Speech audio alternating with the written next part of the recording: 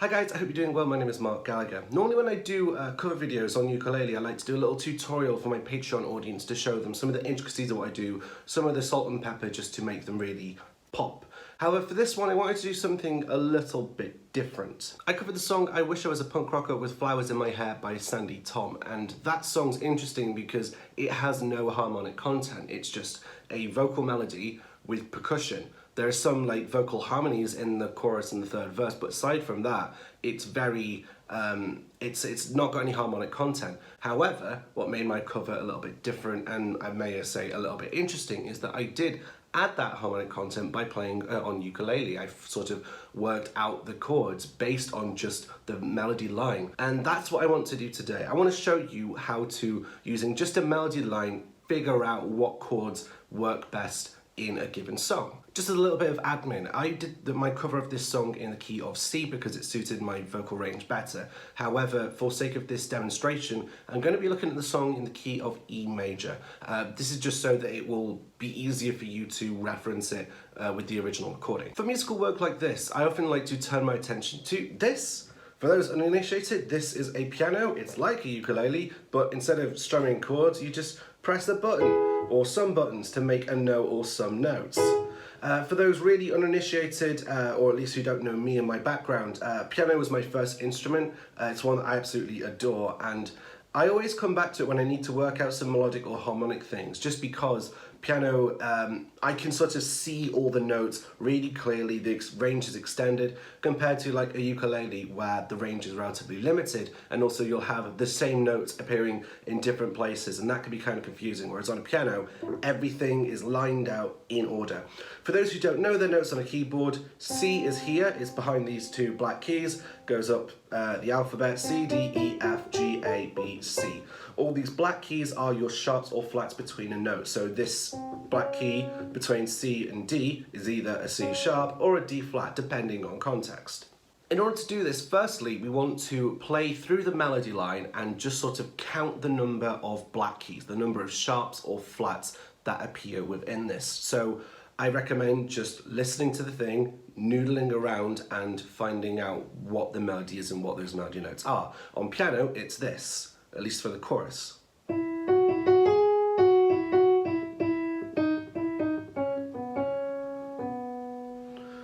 One more time, that starts on E, goes to an F sharp, and then it goes back down, it goes up to this G sharp here, and then for the second part of the phrase, with flowers in my hair, I go to a D sharp, E, D sharp, C sharp, B.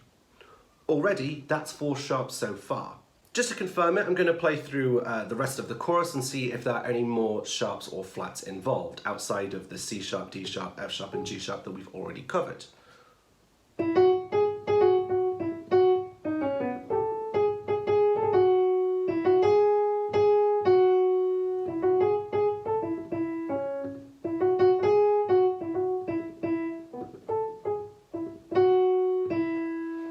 Okay, so no more sharps than that beyond the first phrase. So we know that there are 4 sharps there. So what I'm going to turn your attention to now is the circle of fifths. Yes, doesn't it look lovely? The holy grail of music that I kind of have a bit of a love-hate relationship with, because I think people talk about it too much without sort of thinking about how to actually use it. But this circle of fifths is great because on this circle of fifths, we've got our key signatures next to our given keys. So from here, what we need to do is we need to just look at the key signature that has 4 sharps in, and if we go have a look, we'll find that that is E major. And even on the staff, it'll corroborate what we looked at earlier in that the sharps in question are a C sharp, D sharp, F sharp, and G sharp. So now we know what key we're in, we need to figure out what potential chords we can use. And for this, we can look at the circle of fifths. Because the circle of fifths goes up in, well, fifths, all you need to do is look 1 step clockwise from E, and you have the note B. B is our 5th note from E, E, F, G, A, B, and therefore we can say that the B chord is the 5th chord in the key of E. But the circle of fifths can also be thought of as a circle of fourths, in the same way that I can go from E up to the B here in 5 steps, 1, 2, 3, 4, 5. I can go from this E to the B down here in 4 steps, 1, 2, 3, 4. So with that in mind, if you go anti-clockwise or counterclockwise if you're American, you're going along in fourths. Therefore, our fourth from our E is A, because that's a step anti-clockwise in the circle of fifths. And I can also corroborate that by going through the E major scale. 1, 2, 3, 4. Our 4 is an A. So we now have our 1 chord, E, our 4 chord, A, and our 5 chord, B. And if you look underneath all those chords, you've got the relative minors. Basically, that just means they are chords that are related to, they have similar sort of harmonic components to their relative major, and that just means that they also fit within the key of E. So you take your chord, E, you look one step clockwise, B, you look one step anti-clockwise, A, then you look at all three underneath those relative minors, and now you've got 6 chords that all fit. We're not going to talk about the 7th chord, the D sharp diminished 7, because we don't really need it. So now, our potential chords are as follows. E, that's got the notes E, G sharp, and B. We've got the next chord, F sharp minor. We've got the notes F sharp, A, C sharp. Next one is G sharp minor, which is G sharp, B, D sharp.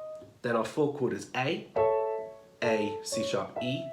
We've then got the chord B, which is B, D sharp, and F sharp. And then we've got our C sharp minor, which is our 6th chord. And the last one we're going to look at here, and that's got C sharp, E, and G sharp. So now we know what potential chords can be used and what key we're in. We just need to find out what chords go in which places. And to do that, we're going to look at our melody line and we're going to look at a thing called chord tones. Put simply, a chord is made up of notes and a melody is made up of notes. So you just need to find which notes in your melody belong to which chords. So for example, if I play the note E, this can belong to a few different chords. It can belong to the chord E, obviously. It can also belong to the chord A, because like I mentioned, the A chord has got A, C, and E. So it wouldn't belong to something like a B, because we've got B, D sharp, F sharp, we don't have an E note in that chord. So what we need to do is we need to look at our melody, and we need to look at the notes in that melody and figure out what chords they belong to, and then figure out from there. So let's start again with a chorus melody. Oh, I wish I was a punk rocker. The first couple of notes, oh, that's an anacrusis. That starts before the bar line, before the music starts. So I'm not going to really account those. The bar line, the music, the first chord hit starts on the lyric, I wish I, that's where the bar comes in.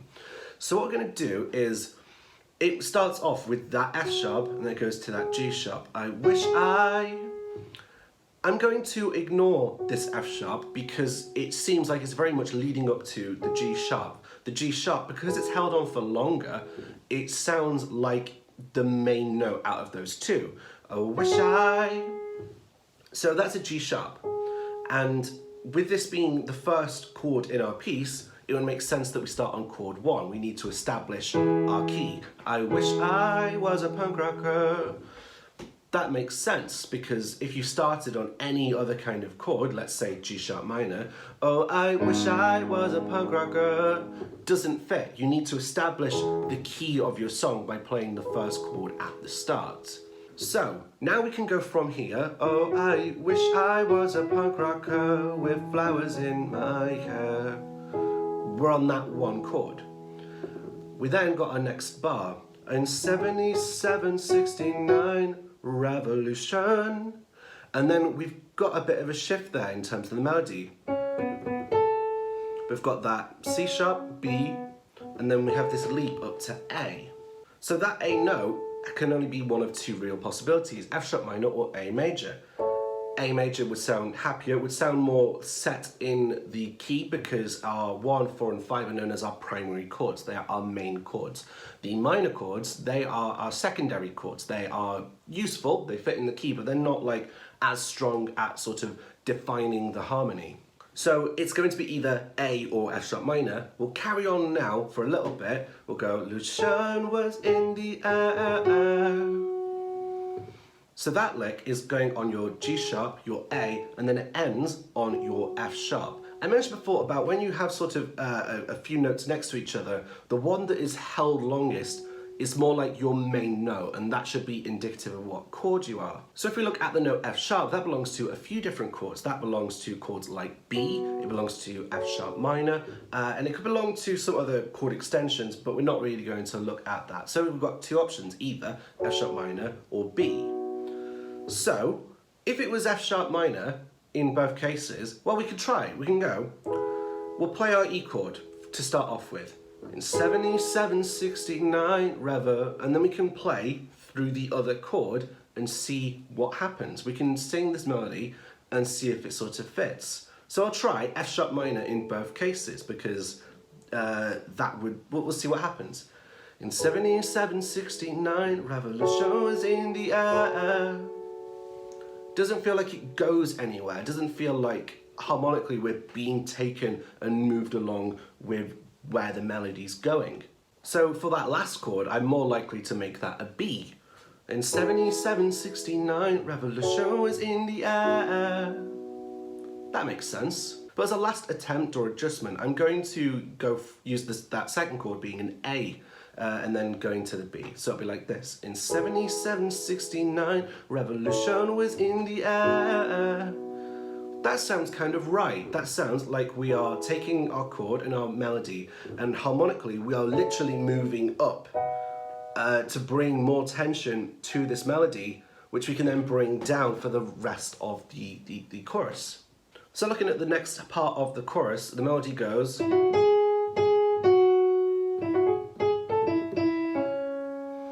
which is going, that E and F sharp is a lead up, so I'm not counting it because the bar line hits on this G sharp. So what we need to do is look at what chords contain the note G sharp. We've got E, we've got our G sharp, we've got a C sharp minor, that also works. So instead of just like playing the chords and singing over it, trying to see how that works, what you can do is using your left hand, you can take the root note of your chord, that means the note that the chord is named after. We can take that and play that on the left hand as a bass line. And if you do that while playing the melody, you can start seeing how the notes and harmonically how they start to interact with each other. So I'll start off with trying E, see how that works. Possibly. We'll try G sharp minor. That really doesn't sound like it fits there. It sounds very out of place. Try the last one, C sharp minor.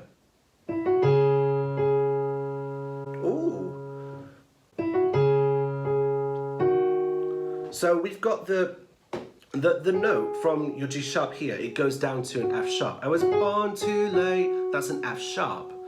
That F sharp belongs to the note B, belongs to the chord B, and in your bass line, we can go from C sharp to a D sharp, which is also in your B chord. Therefore, I was born too late to a world that doesn't care. So I can figure out from there, okay, so going from C sharp minor, B, and then we go from E, and then from there we can go to A. I was born too late into a world that doesn't care.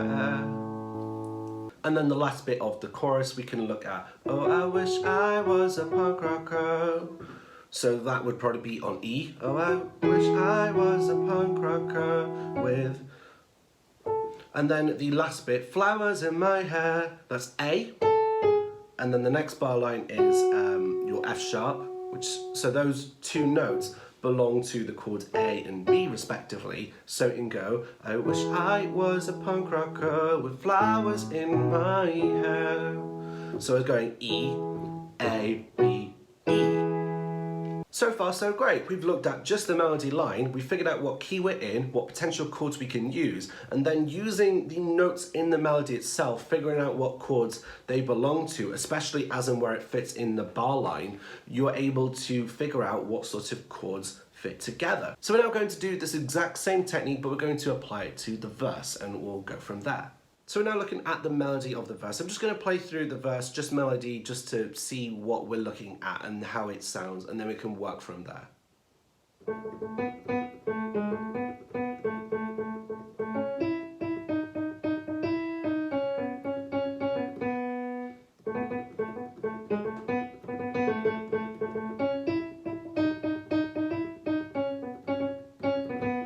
Again, I only know that melody because I listened to it and I figured it out by just noodling around on piano. It certainly helped when you figured out what key you were in, and then you could go from there. That certainly helps, because then you know what notes you're limited to and what possibilities you are. But again, that's just the starting point. What I can also deduce is that that verse is cut into two halves, and both halves are exactly the same.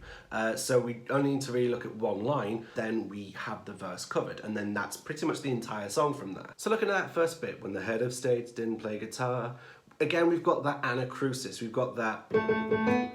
So that little bit of A comes before the bar line, so it doesn't really count harmonically. But that B is on the bar line, so that's our main note, at least in terms of the harmony. I mentioned before, when you start something, you need to sort of establish what key we're in quite firmly on at the start. And the same can apply for the verse. So it makes sense to go for an E, because that's the one chord, and an E chord has got the notes E, G sharp, B. So it makes sense to try this with an E chord. And that also makes sense because we're sort of going between this B, A, and this G sharp here. Those two notes are both in the chord of A. So it makes sense to try using the E chord, our tonic chord, our chord of our key, for this start of the verse for this. And that's especially cool because we've got the melody that's going from B to G sharp. Both of those are in our E chord. It's using A merely as a passing note, just to sort of step between the two. The second line, not everybody drove a car, is really interesting, and I'll show you why. If you look at the notes there, it's going from A to C sharp to E. And that's really interesting because those notes, if we played them all together, that's an A chord. So the melody is literally moving up in the A chord, so it makes perfect sense to just play A for that. When the head of state didn't play guitar, not everybody drove a car. If you wanted to be fancy, you could possibly go for an F sharp minor 7 here. So what an F sharp minor 7 chord, it's a bit of a fancier chord, but that has the notes F sharp, A, C sharp, E. And that's a bit darker sounding. That could also work when the head of state didn't play guitar, not everybody drove a car. And I kind of like that. That could work. But also, it's not wrong to also say, well, actually, this could just be an A chord. Not everybody drove a car. It sounds, at least to me, right. F sharp minor 7 is really interesting. I like that because it's dark and brooding. Who knows, maybe I could do another video where I sort of just re-harmonise the song and do something really stupid with it. But moving on, we've got the next line. When music really matters and when radio is king. Note-wise, that's going, we've got our E from the last chord, that A chord, or F sharp minor if you're feeling fancy.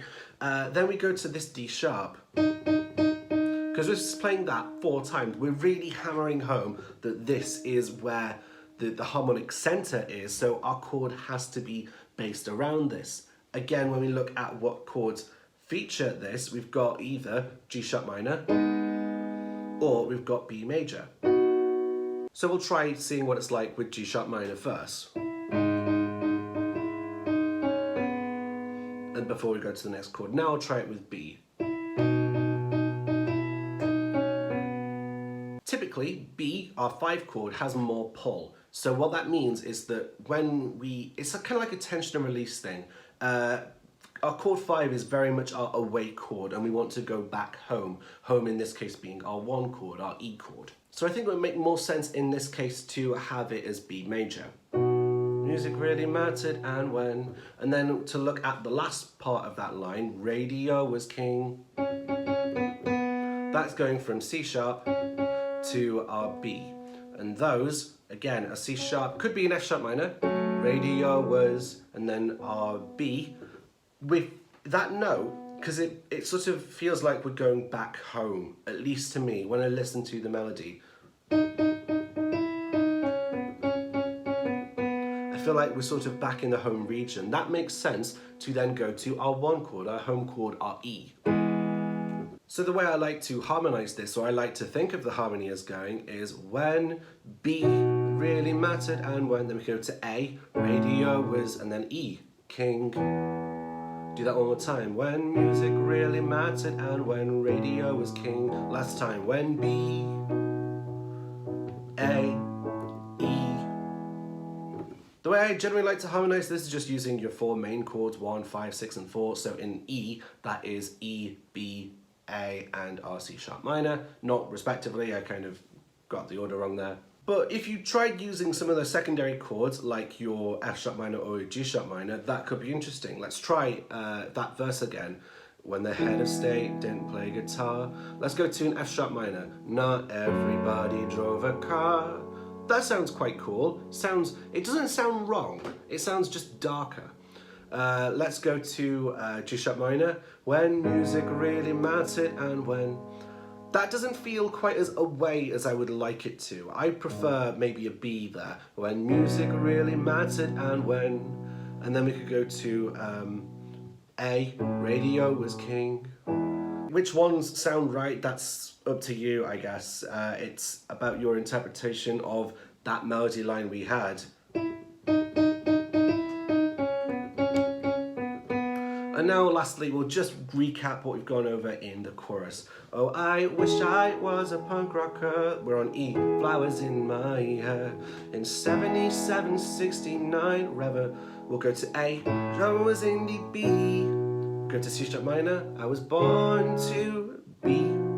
And then we'll go to E, well that doesn't care, A.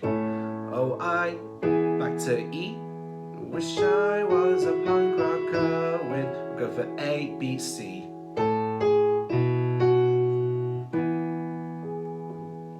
And that's about it. We've looked at the verse and the chorus, and they repeat during the song. So we've really looked at everything. We've just seen one piece of information, our melody line, and we've been able to deduce from that melody line what key we're in, what potential chords we can use within that key, and then we look at the notes in our melody and what chords those notes lend themselves to, and then through either playing the chord and singing over it, or just playing the root note as a bass line in our left hand, we can sort of deduce what chords work together.